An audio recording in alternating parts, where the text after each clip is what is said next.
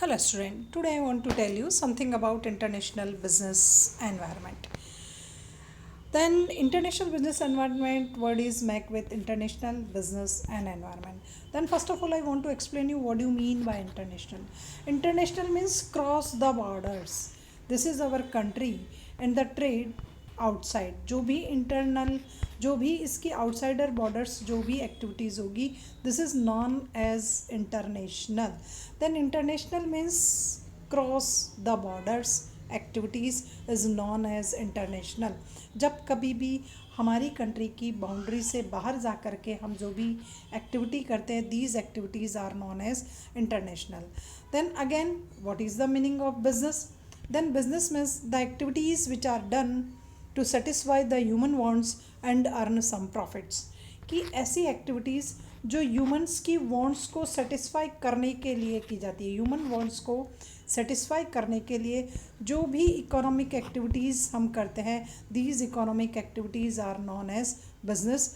कि जिनका उद्देश्य प्रॉफिट अर्न करना हो और ह्यूमन वॉन्ट्स को सेटिस्फाई करना हो these activities are known as business. And then what is the meaning of environment? Environment means surrounding conditions. कि what are the condition which is surrounded our country. कि हमारी country को surrounding जो conditions है या हमारे बिजनेस की जो भी सराउंडिंग कंडीशंस है these are known as environment. जो भी बिजनेस को घेरे रहने वाली कंडीशंस है. Then international business environment. International business environment means the surrounding conditions of a business at international level is known as international business environment. जो भी हमारे बिजनेस को अफेक्टेड करती है इंटरनेशनल लेवल की जो भी कंडीशंस है these are known as international business environment. Then again what is the meaning of business. Business is defined as a set of activities. It means it is include a set of activities. इसमें various types की activities को हम include करते हैं. Productions है, consumptions है, distributions है. These all are known as business. कि आप productions करते हो, distributions करते हो, actions करते हो. तो set of activities. Business is known as a set of activities relating to the industry and commerce. Then these activities are related from productions and distributions. Industry में हम टोटल प्रोडक्टिव एक्टिविटीज़ को ले लेते हैं जिसमें हमारा प्रोडक्शंस आता है एंड कॉमर्स में टोटल ट्रेड आ जाता है. Trade means exchange the commodities. तो business is known as the set of activities which are related from the trading and commerce.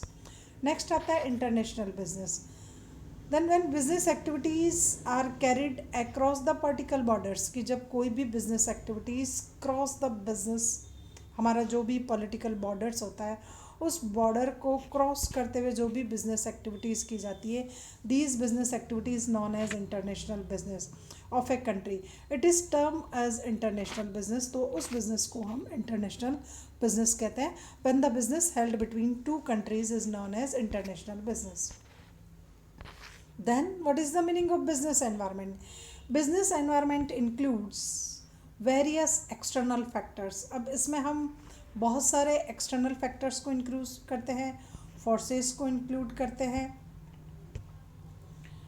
That surrounding a firm जो एक firm को चारों ओर से that surrounding a firm and impact the outcome of its decisions and operations. Business environment means वो factors and वो facts और वो forces जो हमारे बिजनेस को अफेक्टेड करते हैं जो हमारी फर्म पर कुछ इम्पैक्ट्स डालते हैं और हमारी बिजनेस को सराउंडिंग करते हैं और आउट जो हमारे डिसीजन मेकिंग को और हमारी एक्टिविटीज़ को अफेक्टेड करते हैं then these are known as business environment. Then what are the main objective of business? कि why do business done by human beings? Then first of all कि हम business क्यों करते हैं? The objective of both domestic business and international business. It may be possible कि it is domestic business and it may be possible कि it is international business. Inside the country or outside the country जो भी हम business करते हैं then main motive of business is making profit. Human beings want to earn some profit is main objective of any business. कि हम profit earn करना चाहते हैं through the customers satisfaction and social welfare. It may B possibles कि main objective हो कि customer का satisfaction करते हुए और सोशल वेलफेयर को इंक्रीज़ करते हुए हम किसी बिजनेस एक्टिविटीज़ को प्रमोट करते हैं. देन मेन एम बिजनेस का होता है प्रॉफिट अर्न करना, सोशल वेलफेयर को इंक्रीज़ करना और कस्टमर का सेटिस्फैक्शन लेवल इंक्रीज़ करना. Then types of business environment. How many types of business environment? Then first है controllable business environment and uncontrollable. Controllable business environment means the environment which can be controlled by the efforts of government, policies, programs, उसके through हम इस पर कुछ control कर सकते हैं. ऐसा बिजनेस एनवायरनमेंट जो हमारी कंट्री को अफेक्टेड करता है, जिसको इंटरनेशनल लेवल की इंस्टीट्यूशंस, गवर्नमेंट कुछ हद तक कंट्रोल कर सकते हैं. Uncontrollable business environment, there is no controls, उस पर आपका कोई कंट्रोल नहीं होता है. देन ह्यूमन बींग्स के बिहेवियर का बिजनेस होता है, then it is controllable. But nature पे बेस्ड बिजनेस होता है, देन इट इज़ अनकंट्रोलेबल. उस सिचुएशंस पर हमारा कंट्रोल नहीं होता है. Then controllable business environment. Then first of all, controllable business environment and business decisions are first of all productions. कि हम जो भी प्रोडक्टिव एक्टिविटीज़ करते हैं ह्यूमन बींग्स की वांट्स को सेटिस्फाई करने के लिए, जिन भी कमोडिटीज़ और सर्विसेज का हमारे यहाँ प्रोडक्शंस किया जाता है, then it is controllable business environment. कि अब हमारी जो हम प्रोडक्शन करना चाह रहे हैं उस कमोडिटीज़ को या किसी सर्विसेज को, तो उसको कौन कौन से फैक्टर्स जो है अफेक्टेड करते हैं, तो वो एक कंट्रोलेबल बिजनेस एनवायरनमेंट होगा. नेक्स्ट होता है फाइनेंस, कि प्रोडक्शंस के लिए फाइनेंस फैसिलिटी की रिक्वायरमेंट होती है. तो फाइनेंस फैसिलिटी, फाइनेंस को अवेलेबल कराने के लिए कौन कौन से फैक्टर्स होते हैं जो हमारी फाइनेंस की सप्लाई को अफेक्टेड करते हैं, these are known as finance environment और कंट्रोलेबल एनवायरनमेंट. नेक्स्ट आता है ह्यूमन रिसोर्सेज, कि किसी भी प्रोडक्शन एक्टिविटीज़ को ह्यूमन रिसोर्सेज के हेल्प के बिना जो है वो पॉसिबल नहीं है. किसी भी कमोडिटीज़ का प्रोडक्शन करना या बिजनेस करना, उसमें ह्यूमन रिसोर्सेज जो होते हैं एज ए मीडिएटर्स होते हैं, वो प्रोडक्शंस भी करते हैं और डिमांड भी उन्हीं के थ्रू क्रिएट की जाती है. तो ह्यूमन रिसोर्सेज जो है अदर फैक्टर्स होते हैं बिजनेस एनवायरनमेंट के, दीज आर कंट्रोलेबल. आप उनको अपने हिसाब से कंट्रोल कर करके उनका यूटिलाइजेशंस कर सकते हो. अदर वन है मार्केटिंग्स, कि आप मार्केटिंग की कौन सी प्रोसेस को अडोप्ट करना चाह रहे हो, किस फील्ड को अडोप्ट करना चाह रहे हो, किस टेक्निक्स इंस्ट्रूमेंट को यूज़ कर रहे हो, it is also controllable. Then these are the controllable environment of business.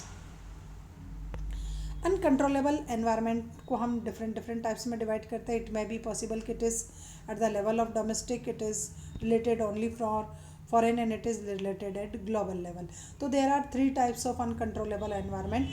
First है इनसाइड द कंट्री कुछ ऐसी सिचुएशंस क्रिएट हो जाती है कि जिसको आप क्रिएट नहीं कर सकते हो. आप जिसके साथ ट्रांजेक्शन्स कर रहे हो, इंपोर्टर एक्सपोर्टर कुछ भी हो सकता है, वो उसके वहाँ उसकी कंट्री की कंडीशंस में अगर चेंज हो जाते हैं और अगर ग्लोबल लेवल पर चेंजेस हो गए तो इंपोर्टर भी इम्पैक्टर भी जो अफेक्टेड होता है और एक्सपोर्टर भी अफेक्टेड होता है. Then domestic environment inside the country, these factors operate at the national level. So ये सारे components होते हैं, factors होते हैं, वो inside the country उनका total changes होता है.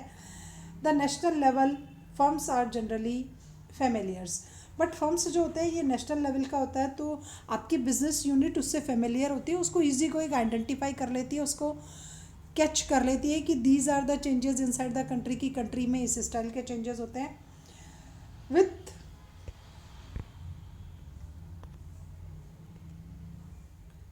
जनरली फेमिलियर्स हो जाती है with them and are able to readily reaction them, और ऑलमोस्ट जो होता है उन पर रैपिडली रिएक्शंस भी लिया जा सकता है.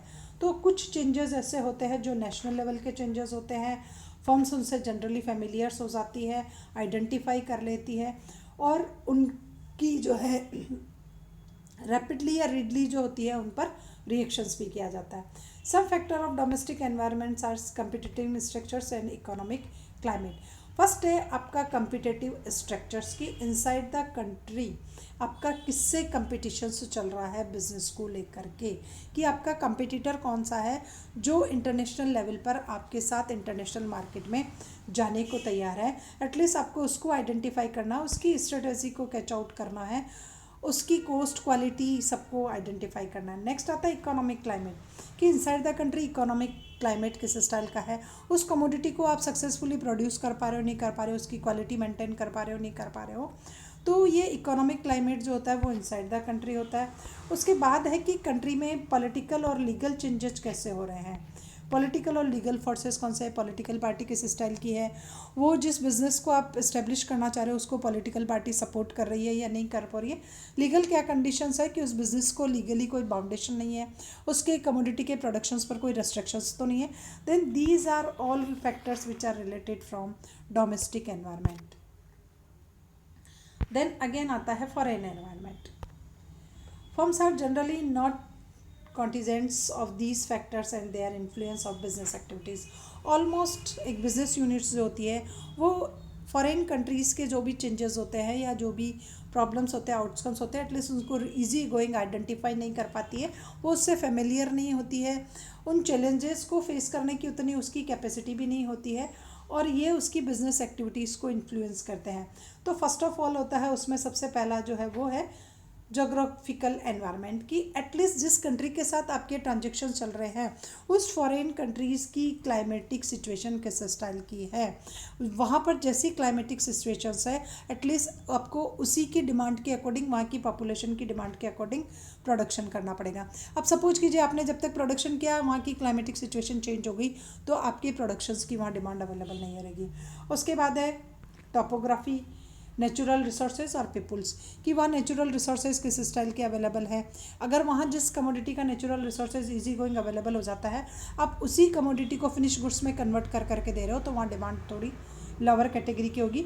वहाँ के पीपुल की डिज़ायर क्या है, वांट्स क्या है, डिमांड में क्या है, एटलीस्ट ये जो जोग्राफिकल एनवायरनमेंट का फैक्टर्स होते हैं it is uncontrollable because they are continuous changing.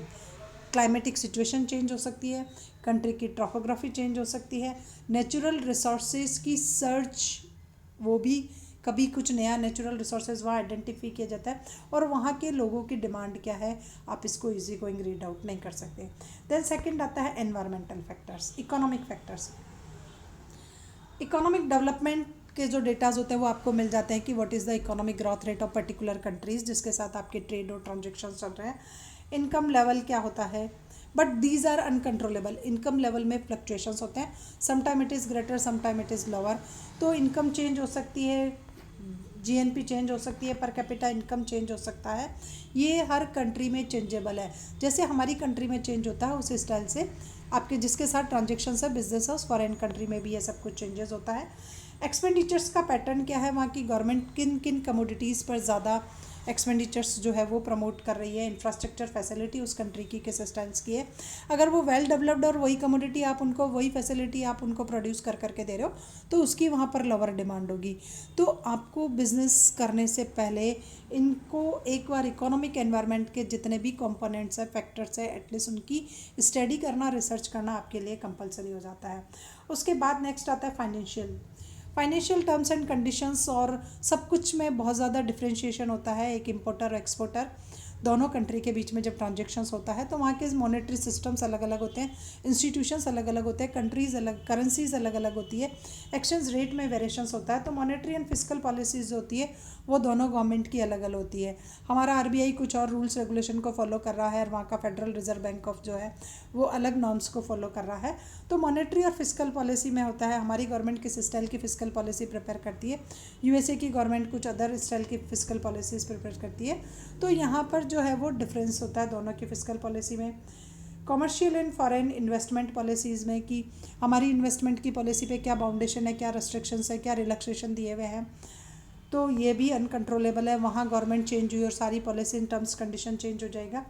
BOP account भी हमारा जो है वो एवरी ईयर जो है डिफरेंट टाइप्स का डेफिसिट शो कर रहा है।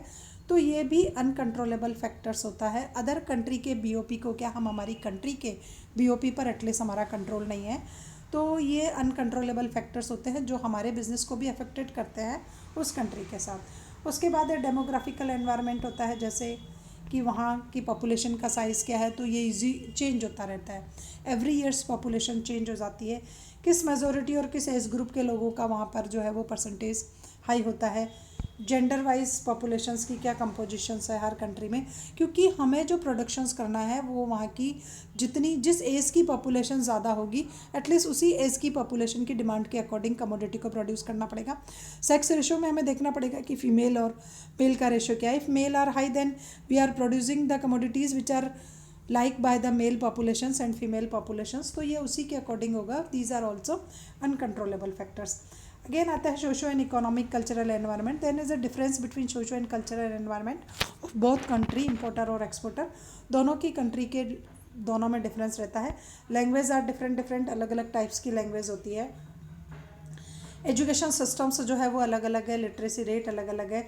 रिलीजियंस को हम अलग अलग कंट्री में अलग अलग फॉलो करते हैं। सुपरस्टिशंस कहीं हाई लेवल पर होते हैं और कहीं लोअर लेवल पर होते हैं। पब्लिक का एटीट्यूड्स जो है अलग अलग होते हैं, उनकी वैल्यूज़, वो किन वैल्यूज़ को फॉलो करते हैं, अलग अलग लोग अलग अलग वैल्यूज़ को फॉलो करते हैं। उसके बाद मटेरियल कल्चरल की वहाँ क्या फिजिकल मटेरियल लाइफ जीना चाहते हैं या थोड़ा सा आध्यात्मिक ज़िंदगी को पसंद करते हैं। टेक्नोलॉजी का अपडेट वहाँ कितना हुआ है, किस स्टाइल का हुआ है। सोशल ग्रुप्स में मेजॉरिटी ग्रुप्स कौन से हैं, किस किस स्टाइल के जो ऑर्गेनाइजेशन है वहाँ वर्क कर रहे हैं। बिज़नेस के कस्टम्स क्या हैं और प्रैक्टिस किस स्टाइल से चल रही है। तो बिज़नेस के प्रैक्टिस अलग अलग कंट्री में अलग अलग होते हैं, अलग अलग मेजरमेंट, वेट, मास सारा अलग अलग फॉलो किया जाता है। तो these are also uncontrollable factors. Again आता है global environment. Then world economic conditions किस स्टाइल की चल रही है। इंटरनेशनल लेवल पर इकोनॉमिक कंडीशंस में चेंजेस होते रहते हैं। As well as the condition change the business environment will also change. उसके बाद इंटरनेशनल फाइनेंशियल सिस्टम्स क्या कह रहा है कि किस स्टाइल से रूल्स रेगुलेशंस को फॉलो करने हैं। इंटरनेशनल एग्रीमेंट और ट्रीटीज़ अगर कुछ हो जाती है तो आप पर्टिकुलर कमोडिटी का पर्टिकुलर कंट्री के साथ ट्रेड नहीं कर सकते, तो ये भी बाउंडेशंस और लगा दी जाती है कुछ इंटरनेशनल ट्रीटीज़ के थ्रू कि उससे ज़्यादा कैपेसिटी का जो है आप वो एक्सपोर्ट नहीं कर पाओगे या इंपोर्ट नहीं कर पाओगे। रीजनल इकोनॉमिक ग्रुपिंग चलती है, अगर उस कंट्री के साथ हमारे ट्रांजेक्शन चल रहे हैं जो किसी रीजनल ग्रुपिंग जो है उसका मेंबर्स है, तो हमारे साथ ट्रेड करने पे पहले वो मीडिएटर्स आएगी, उसके थ्रू रूल्स रेगुलेशन और पॉलिसी का डिटर्मिनेशंस होगा। वर्ल्ड वाइड इकोनॉमिक अगर रेसेशंस चल रहा है तो इकोनॉमिक रेसेशंस में हमें बहुत ही चीप जो है चीप मटेरियल, चीप वाली जो है कमोडिटीज़ उनका प्रोडक्शन करना पड़ेगा, क्योंकि क्राइसिस के टाइम पीरियड में लग्जरीज आइटम्स की डिमांड ऑलमोस्ट जो है वो लोअर हो जाती है।